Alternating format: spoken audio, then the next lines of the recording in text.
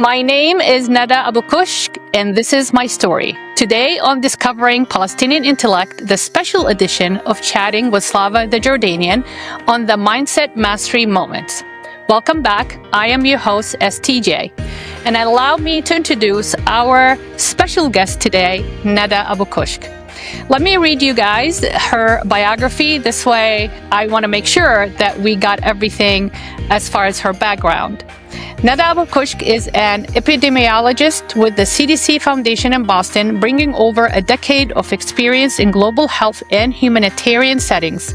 She spent 10 years with the United Nations Relief and Works Agency UNRWA, serving 5.6 million Palestinian refugees across the Middle East. Nada has led and contributed to projects addressing malnutrition, food insecurity, and non-communicable diseases, and has conducted brief nutritional work in Yemen and the Dominican Republic of Congo. She holds a Master of Medical Sciences in Global Health Delivery from Harvard Medical School and a Master's in Human Nutrition from the University of Jordan. Her research has been published in leading journals, including The Lancet and BMJ Open. Welcome, Nada, and thank you so much for coming over today. It's my honor. Thank you. Typically, this is all about storytelling. So share with us the story, how you ended up in the United States. My understanding is you are born to Palestinian parents in Texas, ended up going back to Jordan, and now you are back here in the US. So what happened? So my family is tribal, it's called Abukishk from Yafa. And after the Nakba, because it's a big tribal, so some of them went to north of Palestine, others went to north of Jordan, and also some, like, part of my family went to Tulkarem and Ramallah and Nablus, which is West Bank in occupied Palestine territory. So my parents, actually cousins. My mother is originally from Nablus, and my father, as I said, as Abukishk family from Yafa. And then my father finished his high school and education in Nablus, and then they decided with his brothers and cousins to go to the US to pursue their higher education. That's when, after he finished, worked there, my mom and dad got married, and then they spent 15 years in Houston, living, working, and studying. That's when all of us were born. But when our family left Houston, I was 4 years old, and we went back to Jordan, because it was like area of the time was like Arab Gulf were booming, and then there's like more job opportunities there. But most of the family lived in Jordan, and the parents worked in Arab Gulf. But I finished my education in Jordan. High school, bachelor degree, and master's. So prime of my life and best time of my life, I lived in Amman, Jordan. So I feel myself as like half Jordanian, half Palestinian with a Palestinian heritage. So you were born in Texas, and then at 4 years old, you went back to Jordan. What prompted you guys to go back to Jordan? So yeah, my family, as I said, they worked and lived for Houston for like 15 years. And when I was around 4 years old, that was the time in the 80s. I'm not going to say my exact year because it was my...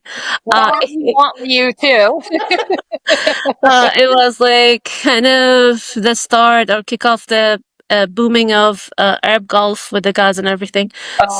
Most of the Arab families, at least to my knowledge, went like kind of like the parents went to the Arab Gulf for working, and some of the families, like the mother and the children, stayed in Jordan for education, and like for the community and the family there. So that's where I stayed in Jordan. My father worked in Arab Gulf, and then I finished my high school bachelor degree and master's in Jordan. So I did my bachelor in human nutrition because that is where that's the most topic that I feel like talks to me. And I feel like I love biology, I love chemistry, but then nutrition have a special part of my heart. So that's why I also pursued master's degree the minute I finished my bachelor. And even when I did the bachelor and master's, I also was working as a dietitian, just part-time, just for kind of more a passion I wanted to do. When did you realize that this is what I wanted to do? As far as nutrition, did you get inspired because of the circumstances around being, Jordan so close to the West Bank and Palestine? Did you feel the passion? This is my duty. I want to really help people. According to your biography, you were in refugee camps too, right? Yeah. Yeah. So when I finished my master's in human nutrition, my kind of here exposing myself, but I was like living in a bubble. I didn't know much what I want to do, what kind of career I want to pursue. Should I go to private sector, which like there's more money and profit and like, you know what I mean? And then, or should I go more of helping people humanitarian sector? So because I was like very young and couldn't decide what I want, I actually pursued both. I applied to both. And I interviewed like both sectors, honestly. And then I got an offer. That's a funny story. Probably never told you that. I got a very good offer in Doha, Qatar, with a very good prominent hospital there with a good position, as like, I think I was 25 or 26. I was like, wow, that's amazing. I should go there. But I was like literally packing my luggage and planning to move to Doha when I received a phone call from the United Nations Relief and Work Agency for Palestinian refugees, where I interviewed and did a lot of exams and a lot of interview with WHO, World Health Organization, but I never thought I took the job. So I received a phone call and from Dr. Ali Khadr. I'll let you know why I said this name. He's amazing. He said, you got the job. You have a medical examination tomorrow. Do you accept the job? I said, yes. So I closed when I was like, wait a second, I should be traveling 2 weeks. What should I do? I was thinking. So I asked some of my clients, actually, they were chief of relief and work department. They were chief of department of relief and work at UNRWA. And I gave her a call, and she was like one of my, because I work as clinical dietitian in a medical center in Amman. And she said, this is a huge opportunity. It's the package is nothing compared to what you're going to get in Doha, but give it a try. You're going to be exposed to the WHO. On the one, I was like, why not? She said, like, you will love the feeling of you're helping people, your people. So she kind of more encouraged me to take the offer. So I took the offer. And from there, I stayed 10 years. It was a 1-year contract to finish few projects. And from there, I was like, that's it. I got hooked up for 10 years. I can't speak more, but that's where I like kind of, you can say it's a butterfly effect, where my career shifted to more humanitarian in like malnutrition, NCD diseases, which is kind of the biggest problem that we have for like people 40 and above, hypertension, diabetes, and lifestyle, in refugee camp settings. In addition to food insecurity and malnutrition, which is like the biggest problems that faces Palestinian refugee camps, whether in Jordan, Syria, Lebanon, West Bank, and the things that the reason why I stayed or got like a permanent job there, because I used to work at the headquarters in Jordan, where you kind of more exposed to the 5 fields. So the refugee camps in the 5 areas of Syria, Lebanon, West Bank, Jordan, and Gaza.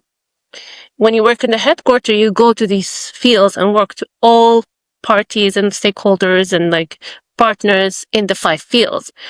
And this was an eye-opening for me as a young, young Palestinian woman going to refugee camp. I'd never been to refugee camps before in Lebanon or in West Bank. That was an eye-opening for me, and I tried as much as possible to think out of the box, how we can utilize the donor money for the benefit of our people. I felt like sometimes, and I quote my boss, he said, I feel like the funding and donor money is like kind of your father money. You take as much as possible responsibility. You want to benefit the people from the donation or the funding that we have. So that's kind of more an umbrella of what kept me passionate about it and didn't go back to the private sector.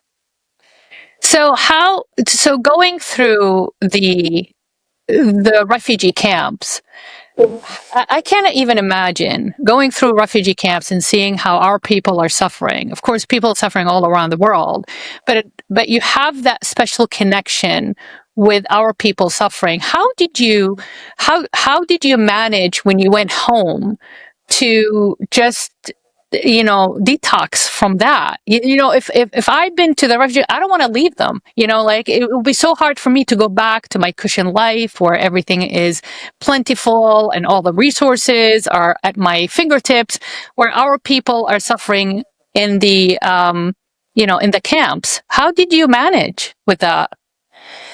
Yeah, so we should mention, like, just for at least for the audience, when we say Palestinian refugee camps, it's very different across the field. So the ones in Jordan, let's say middle of Jordan, it's very different than the one, for example, Gaza camp, which is called officially Jarash camp. Mm-hmm. When you go to Jarash camp, the first time I went there, I remember I stayed for a week. I couldn't eat any meat or like any meat products. And every time I opened the fridge, I was like, why I have this privilege where I went to people's houses and the fridge is completely empty and they have like just olive oil and bread. But if you go to the other camps, it's kind of more the socioeconomic status. They're more exposed to work and elevating their life. They have a citizenship that allow them to pursue their education and work. Whereas the one, I'm just giving an example in refugee camps in Jordan. Whereas the one in Gaza camp or Jarash camp, they're not allowed to have a citizenship. So hence, they can't pursue their education, and even if they have like high scored in high school, they need to find a very good scholarship because then they are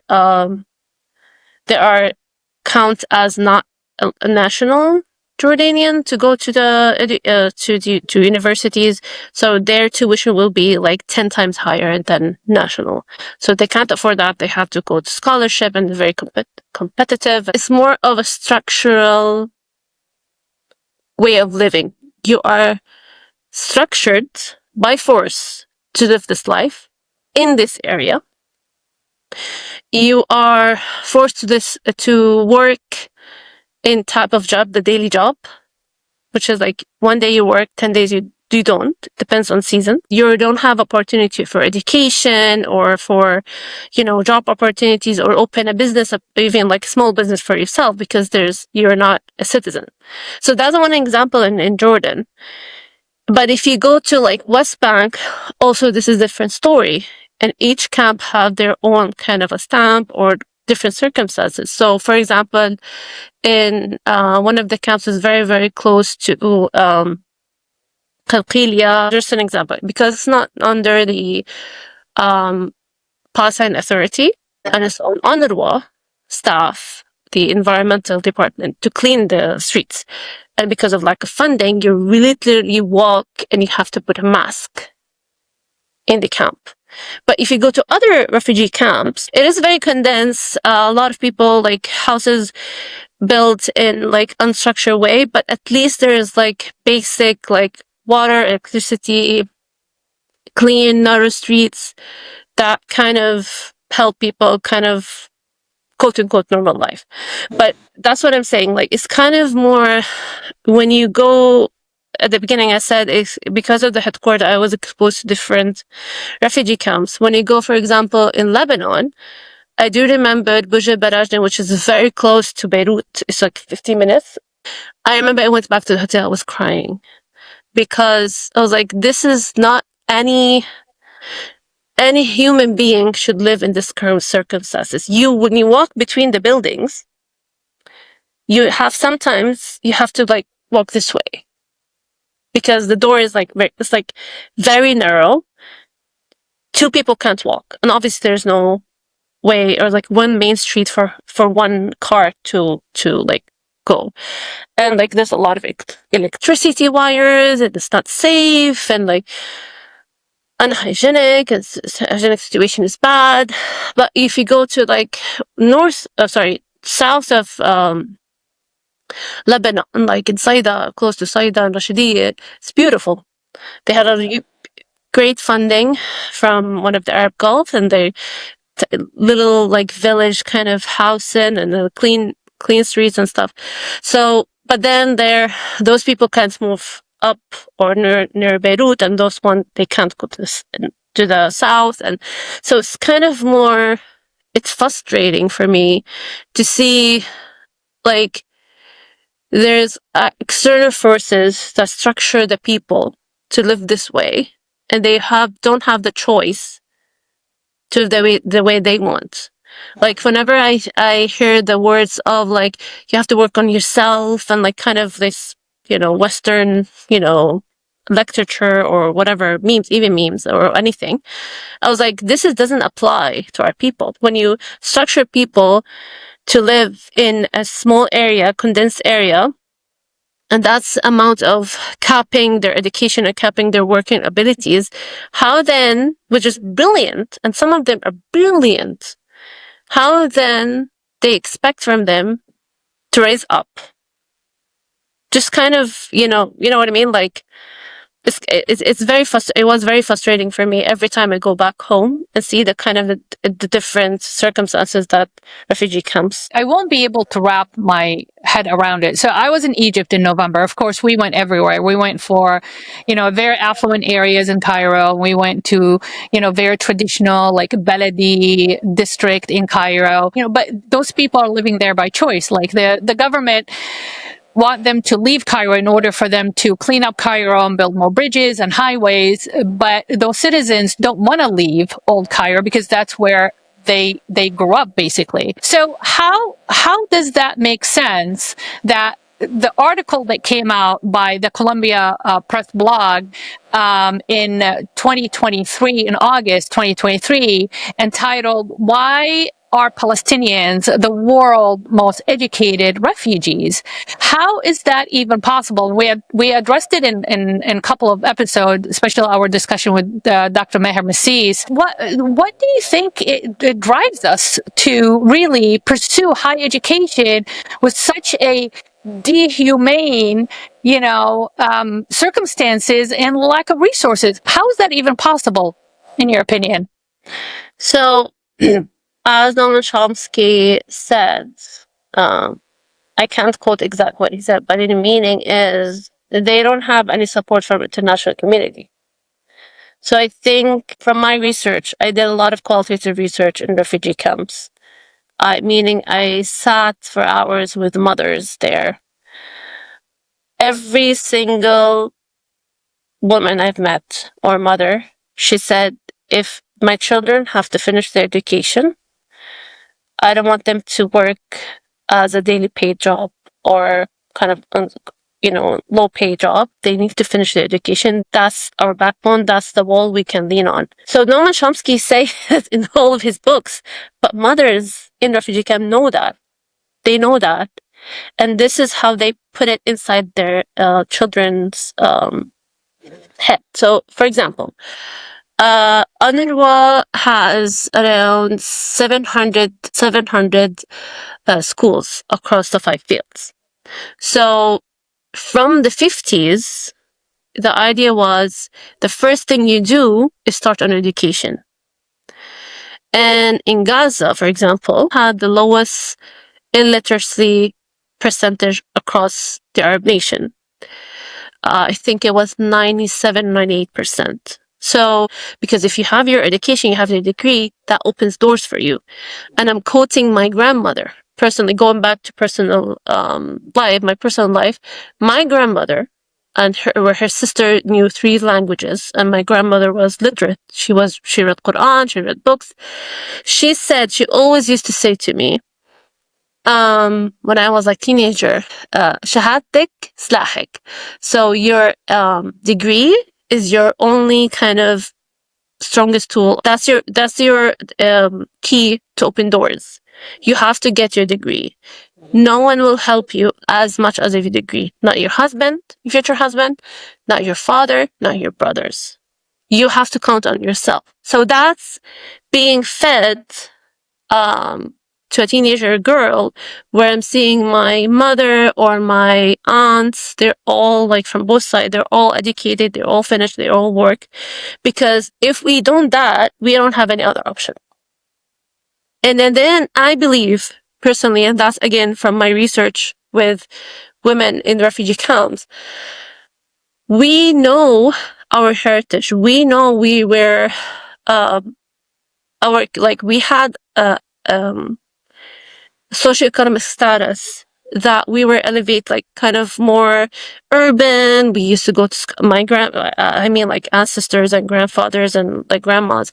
They went to school. They would have the social status before the war. So they wanted kind of more like kind of subconsciously, they want to transfer there to their generation. So that's why, like, I remember one of the women, she was like in her 80s, when I did my interviews and in-depth interviews in the north of Jordan. I was talking to her about like malnutrition, children, whatever questions.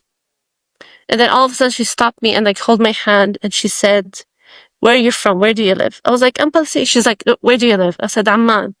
And she looked at me in my eyes. I never forget that.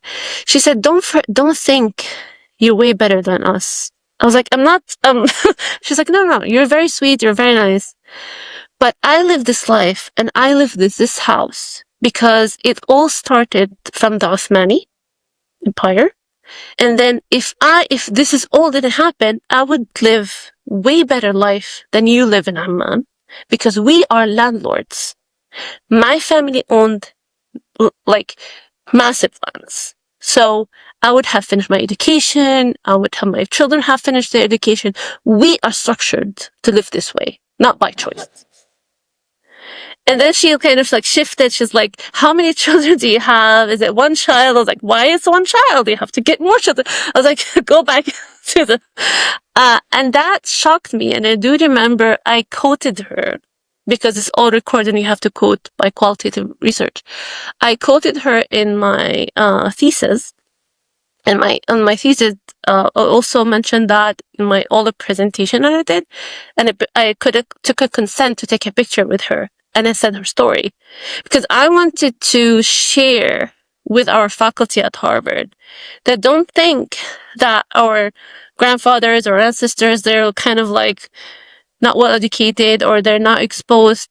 Palestine exists as a state. And they were very well exposed, even if they're not educated, they're exposed to the Mediterranean and other countries, and even there was like urban and schools and universities. So this old woman, like in her 80s, she shared her story, and I remember everyone in the whole room was shocked by her story.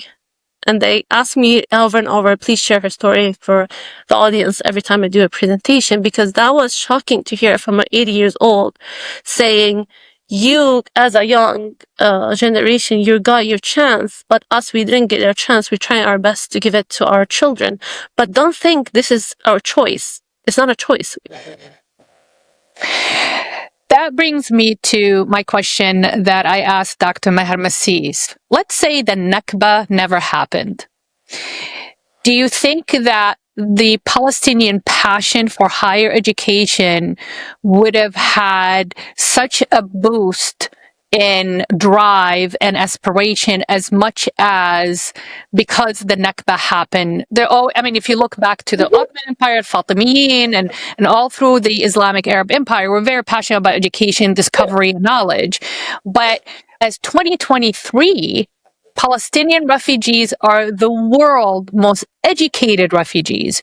So what if 1948 never happened? Would we have really pushed so hard to be on a world stage as we are now? Or according to Dr. Meher Massis, he doesn't believe that that would have made any difference. We are always been passionate about education. So in Nakba, yeah, might have just gave us a little bit more reason.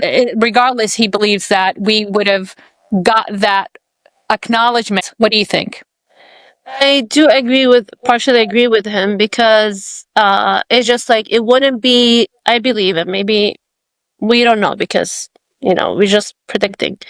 It would be kind of similar to like Lebanese and Syrian situation, where the communities there, they perceive kind of push, and like even in Egypt, the most noble, like high Nobel prizes and awards going to Egyptian, like compared to other Arabs, I think.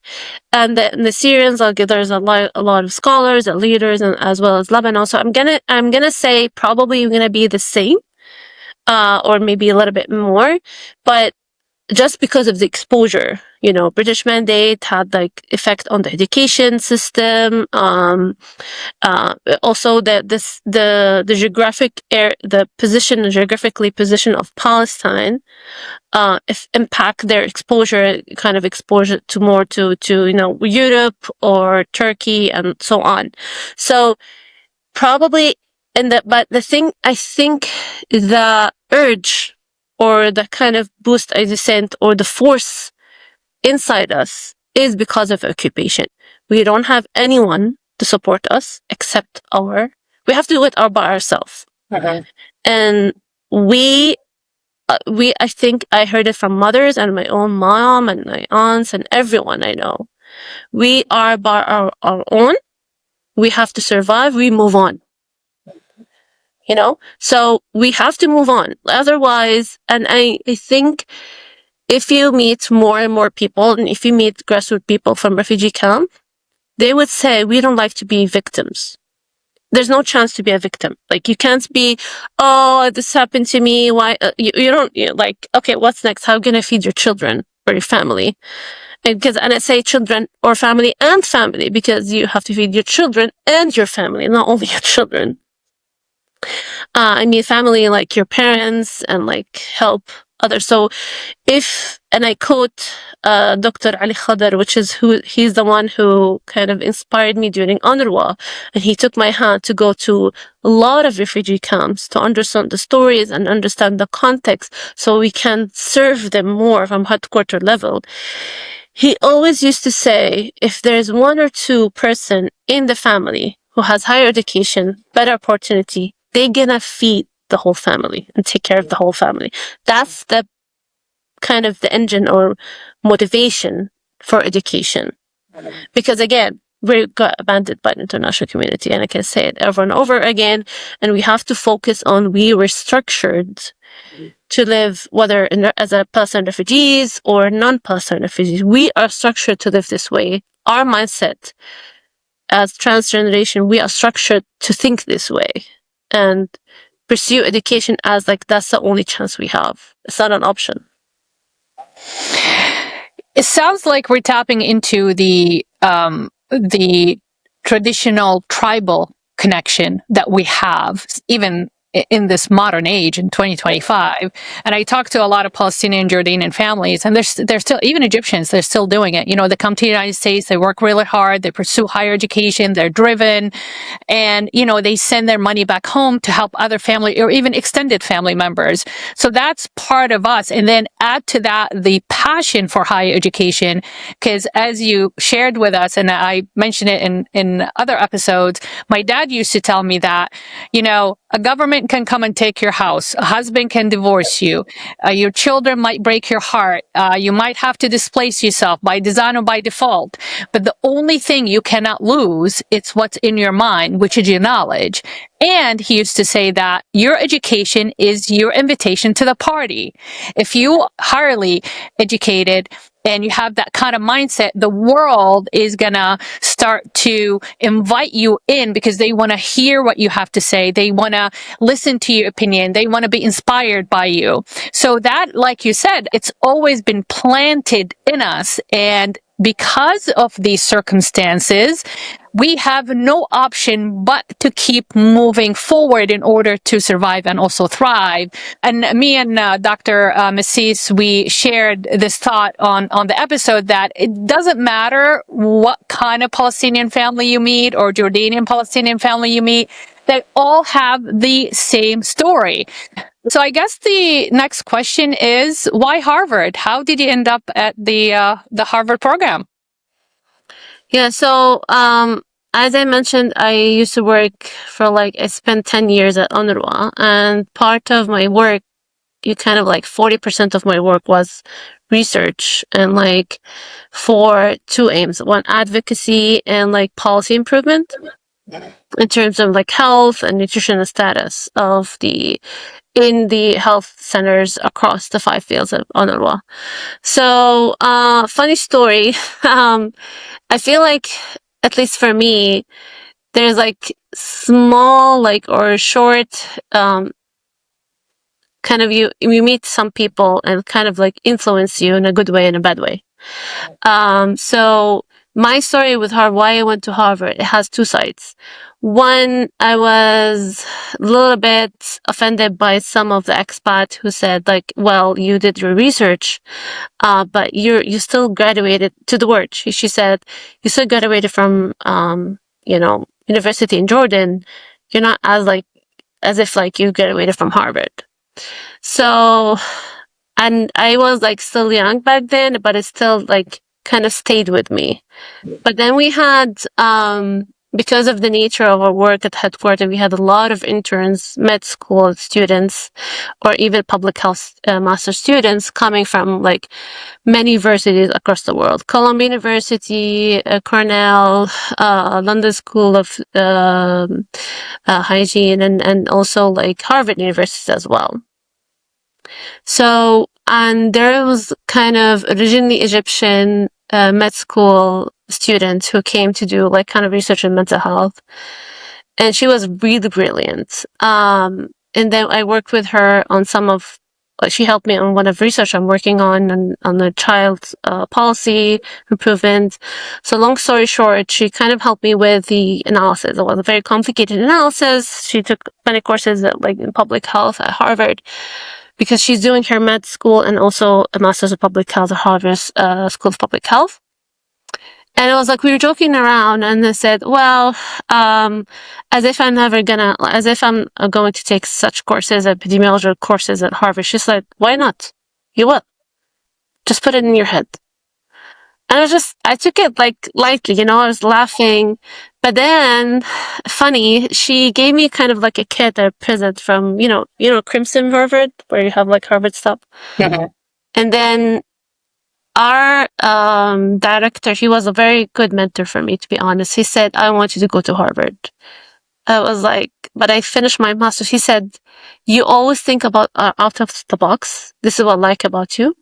I know if you put it in your head, you will do it. Mm-hmm. And then he started to share with me a lot of courses that done by Harvard, summer courses, short-term courses. So I started with these courses. So I started with Introduction to Clinical Research with Harvard for 8 months course, very intense course.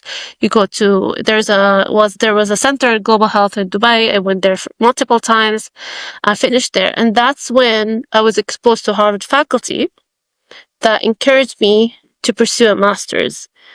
But when I applied, and honestly, I got accepted because of very good recommendation letters from WHO in Emro, in Cairo, and WHO in Geneva. They're partners we work on, and a very good recommendation letter from Director of Health, my boss, who was my mentor. I got accepted, but the other obstacle that I had is like, I need a scholarship. I need a full scholarship. It was 2 years program. It's ridiculously expensive. I'm not going to take a loan for that, obviously. So he made sure, he had connection at the faculty, and he made sure I get a scholarship, full scholarship. And that was kind of, I was in a time was like, am I dreaming? Is it going to happen? And even when I got a scholarship, I was like, what am I doing? Why do I want to go back to Harvard and study? I'm married. I have children. Now I have my son, Omar. He was like 3 years old. But honestly speaking, like, I hate to say that, Zaid, my husband, pushed me to do it. And he's like, you're crazy if you don't do it. He said it in his own way, Zaid. You're going to do it. And you're crazy if you don't take this opportunity. And obviously my brother and mother also was a very full support.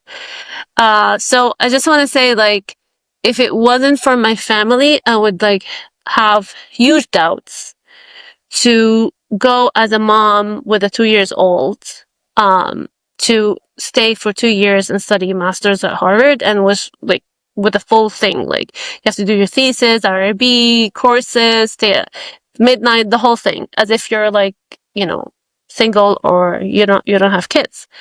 And then that was one of the parts where I'm very glad that I have a very supportive family that treasure and like kind of find education as a very important part of, our identity.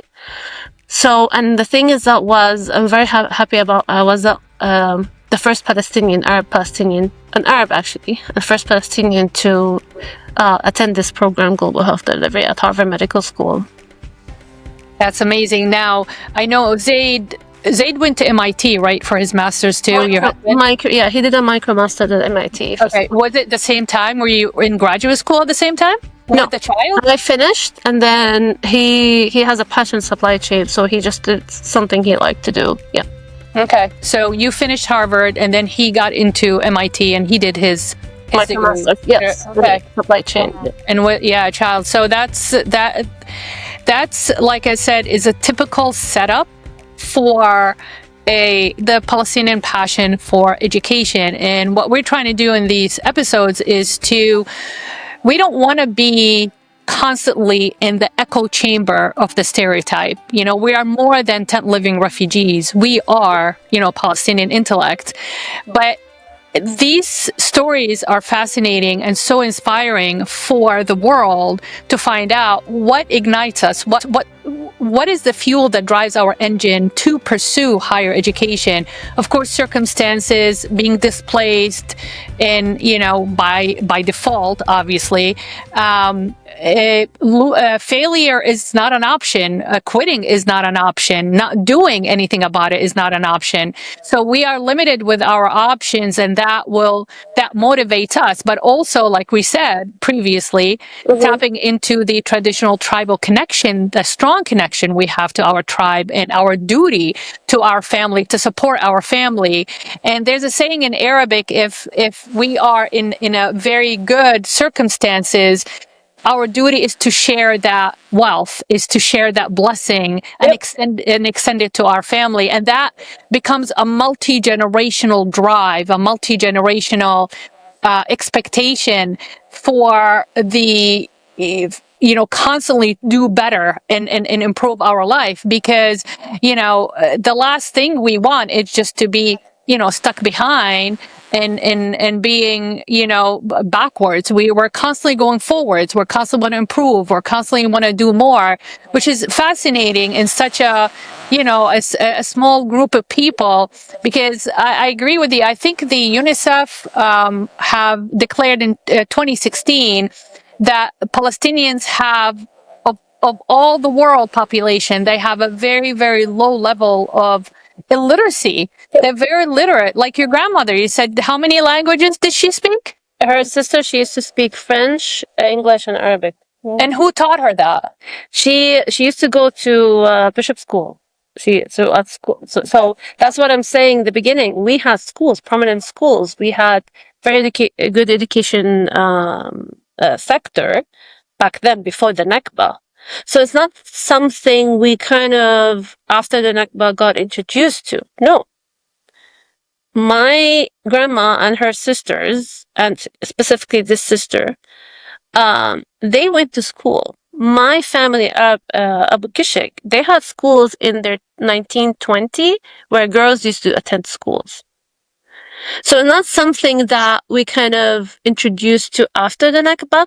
We had this kind of longevity where our grandparents, our ancestors treasured.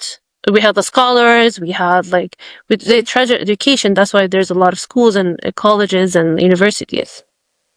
I do agree with you. I think the drive has always been there. It's almost like we're genetically structured for knowledge and discovery. And I mean, through the history, like I said, of the Arabian Empire or the Islamic Empire, because I believe, and you can correct me if I'm wrong, whether you agree with me or not, I believe that also, our faith in God's creation drives us to uncover and discover how much God has created. Yes. And I believe that if you're very spiritual and you're very much connected to the divine, why won't you want to uncover and discover all that fascinating and beautiful things that God have created, and it's unlimited creations out there for us to discover. I think that brings into our passion for knowledge and our passion to discovery is our strong connection to our faith. What do you think? Right? Yeah, exactly. So I think that drive, of you got the world to uncover and discover, and the more we discover and the more we uncover and the more we find proof of the divine creation, how beautiful it is and how fascinating and mystical it is, the stronger our faith is. Don't you agree? Yes. And just to add on that, I feel like with all scholars and people I met, whether at Harvard, or even back in Jordan, we refuse to be invisible. We believe we are visible. We are there. We, as you said it beautifully, we put ourselves on the world stage. We want to be there. And then I do remember telling my mentor at Harvard, and she thought I'm crazy back then. I told her, I am here. First day I met with her, the first session. And I said, I'm here to publish a paper about Palestinian refugee. The title will have a Palestinian refugee words, and it will be published at Harvard Library, which I did eventually. And then I don't care what the topic is. I want these two words to be at Harvard, because not all of us are Palestinian refugees, but we need to share to the world there are Palestinian refugees. So that's exactly what I told her. I told her I don't care the topic, even if it was about watermelon. I wanna publish my paper at Harvard Library, and then I want to publish in a very prominent journal that has your affiliation, your name on it, which I did. That was my kind of goal all the time, because during my master's, COVID hit, and I remember I had Omar. He was 2.5 years old, so I had the goal, I need to publish my paper. I need to finish my thesis to be at Harvard Library. That's incredible.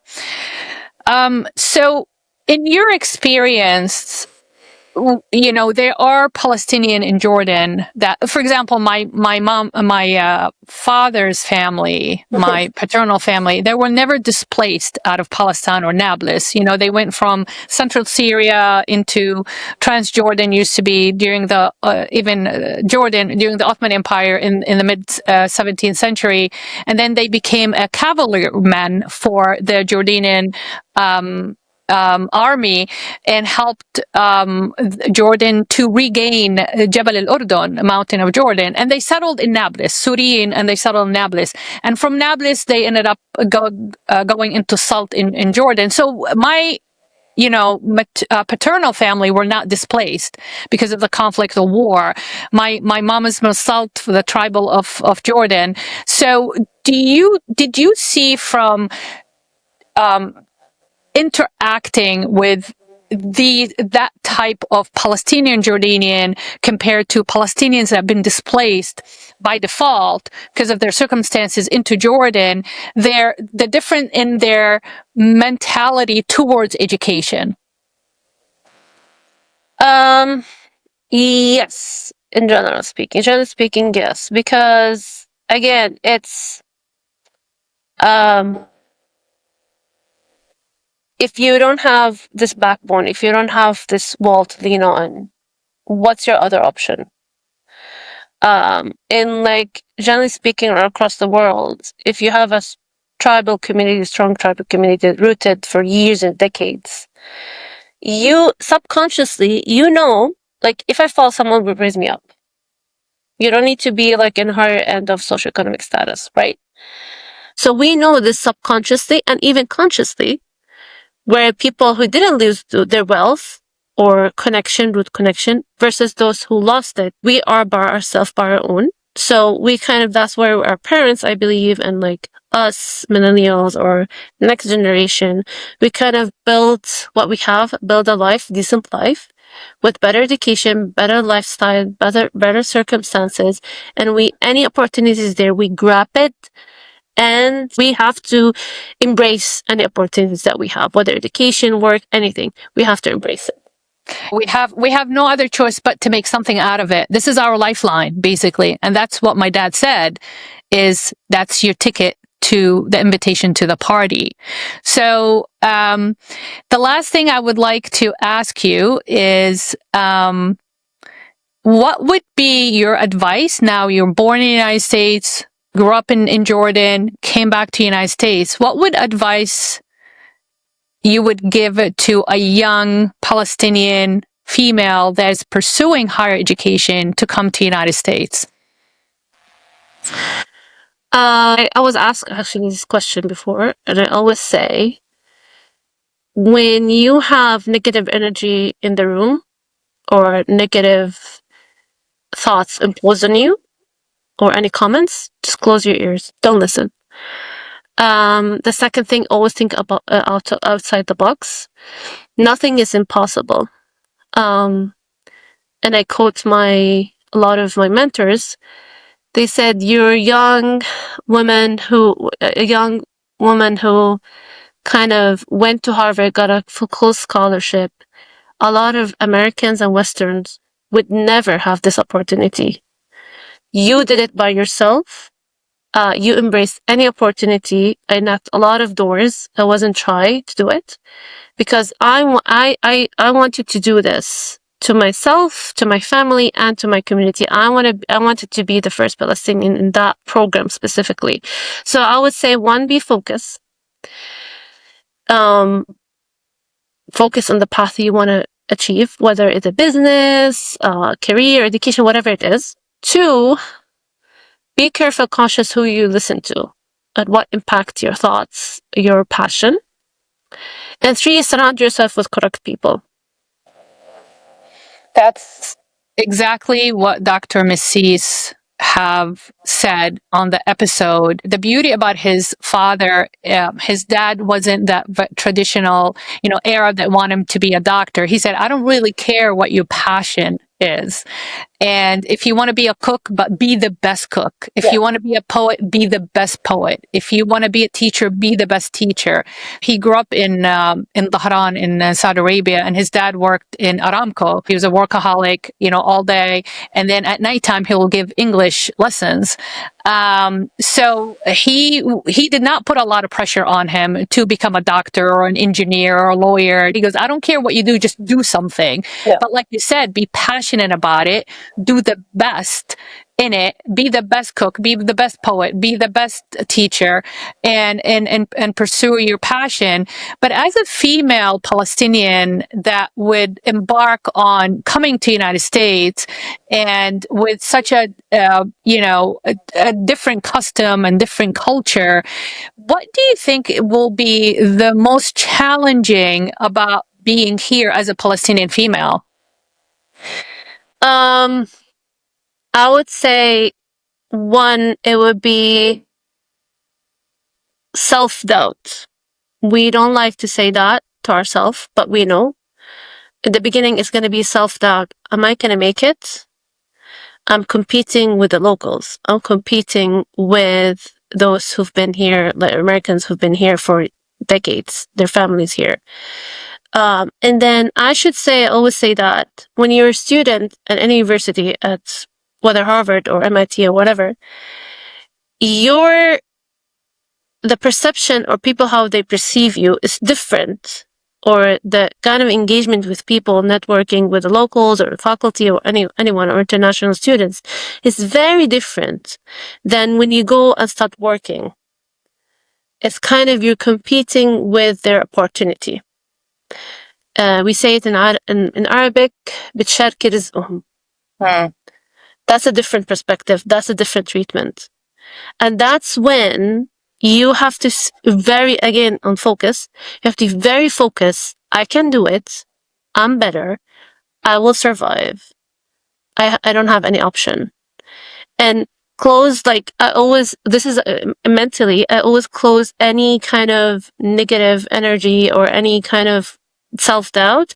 Close it, focus on step by step. Like anything I want to achieve, take it step by step, do it the best I can and go to the next one. Do it the best I can and go to the next one. Even if it takes time, a lot of time. I don't care. I have to finish every milestone in my career or life perfect as I can. And last thing I want to say to all women, because not all of them work or finish education when they, immigrated to US or any Western countries. I love when I see a lot of young women or mothers who focus on their children. So even if you're not working, it doesn't mean like if you're immigrated, you have to work and be successful. No. If you only focus on your children, their identity, where they're from, embrace their strengths, work on their weaknesses, self-confident. If you do this to yourself, to your community, to us, an Arab or Palestinian, you did the best thing you could ever do for us. Because this is my aim to my children. I want them to be successful in any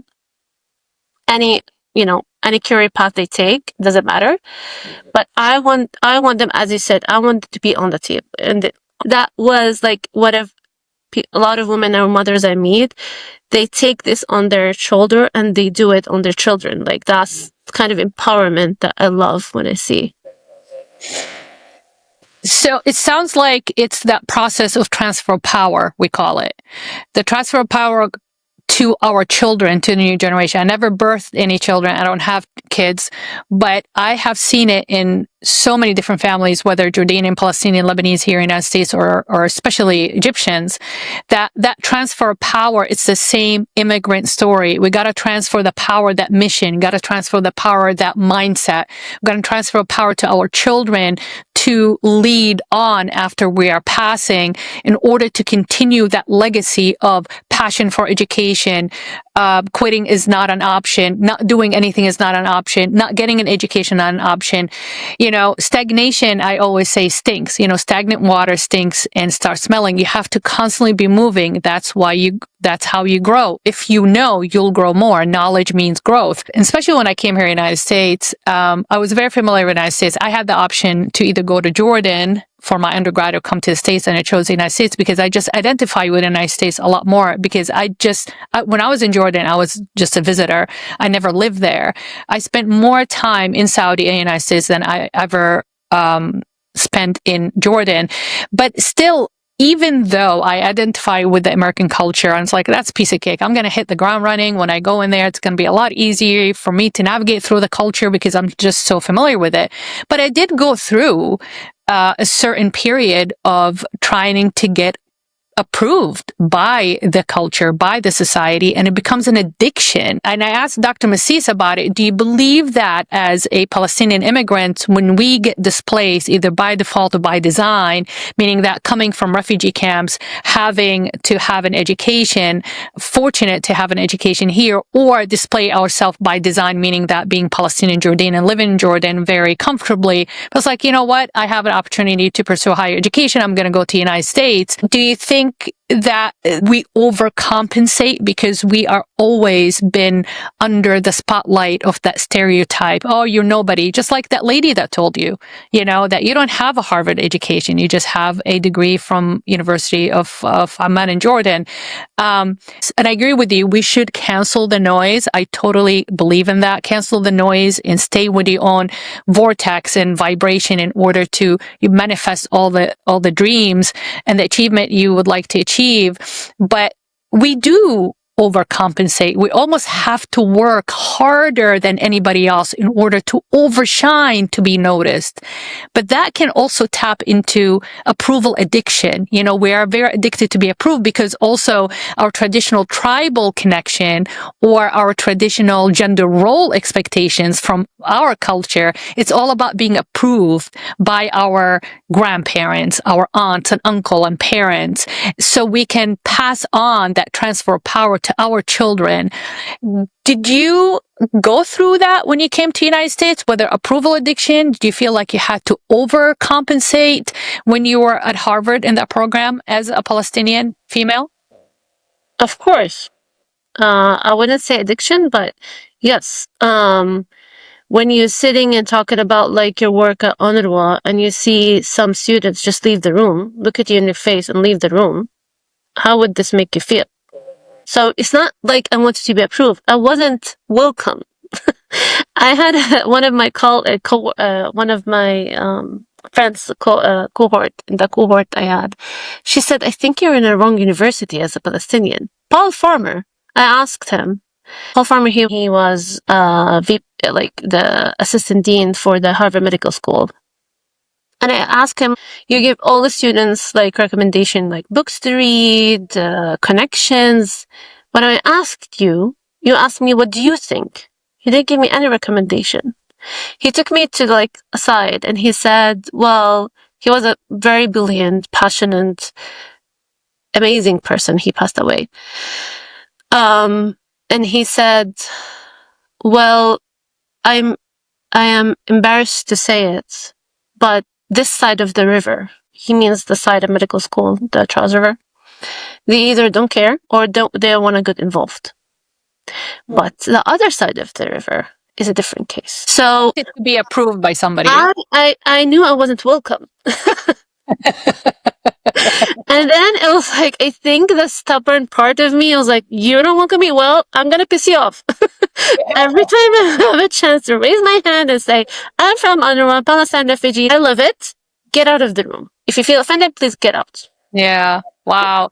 So you would think that it shouldn't happen in such an Ivy League school, but I guess there are people that have their own. Well, yeah. Yeah, I mean, I've been in this country over 36 years, and for me, education and knowledge should not discriminate, should not be, for just certain people. If you have the mindset, if you have the urge, if you have the drive, if you have the potential, go for it. That's science, that's knowledge. It should be colorless. It should be, regardless of your religion background or ethnic background. But it is, I cannot get over, and the more I discover about Palestinian intellect, the more I find the unlimited mindset by eliminating limited beliefs. And I think that's one of the secrets of the Palestinian, passion about higher education. It's the unlimited mindset. And when I meet with you guys and I interview you, of course, I know you in personal level, but when I get to really know the essence of your passion towards education, of course, having my dad part of my life, he was very, very passionate. And he implanted in us that, the best thing that I can give you is education. And he used to tell me I have 2 jobs. before I leave this life is to feed you and give you education. That's it. The money can be lost. You can lose your house. You can displace yourself. You can move to another country. But the best thing I can do is just to give you education. Then I can rest in peace. So we have reached to the end of our hour. I just want to thank my dearest friend Nada for joining us today. I was a special gift on Discovering Palestinian Intellect on this Mindset Mastery Moment. And I would like to remind you guys that these episodes are uploaded every single week on Wednesdays on Spotify and the Apple Podcast platform. And also it is available for you to watch as a video on the Greenwood Dental Partners YouTube channel. So don't forget to like, share, subscribe, and click on the notification button in order not to miss any episodes. And please remember, if you like our contacts, to leave us the comments, the questions, any topics that you would like us to discuss on this platform. So thank you so much, Nada, for coming in, and thank you guys for listening and hanging out with us through this hour. And remember, we are more than tent living refugees. We are Palestinian intellect. This is Slava the Jordanian.